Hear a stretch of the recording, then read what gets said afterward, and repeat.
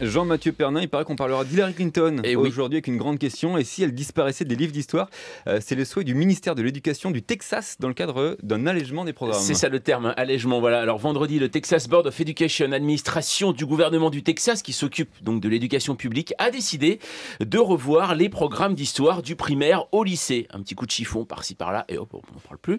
Ainsi, selon le Dallas Morning News, les autorités du Texas aimeraient supprimer des personnalités du programme d'histoire, ne les jugeant pas essentielles, je cite, à l'apprentissage de l'épopée américaine.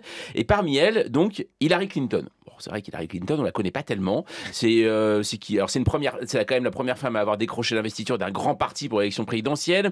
Secrétaire d'État de 2009 à 2013, sénatrice de New York de 2001 à 2009, première dame entre 1993 et 2001.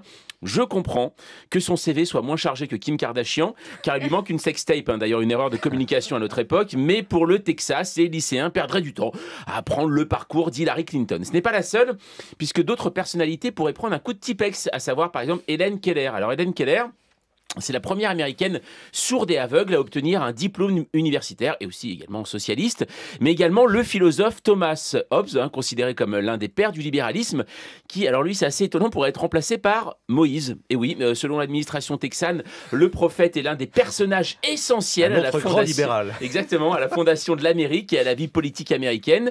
Il est donc normal qu'il soit étudié comme tel, et c'est pas faux. Moïse divisait la mer Rouge en deux. Donald Trump divise ses sondages par deux. Il y a quelque chose donc.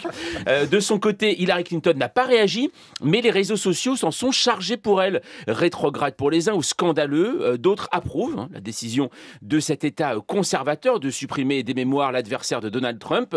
En même temps, être effacé de son vivant, c'est une sorte de consécration, c'est vrai, c'est une sorte d'intronisation à la Pléiade de l'amnésie, c'est assez chic.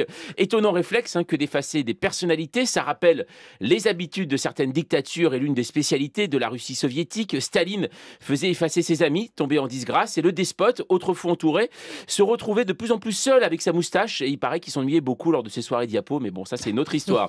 Bref, le vote de ces suppressions doit encore être confirmé en novembre, mais si c'est le cas, le Texas appliquera ce conseil d'informaticiens. Attention à ne pas trop reformater la mémoire, vous risquez un bug. Quelques lacunes. Merci beaucoup Jean-Mathieu.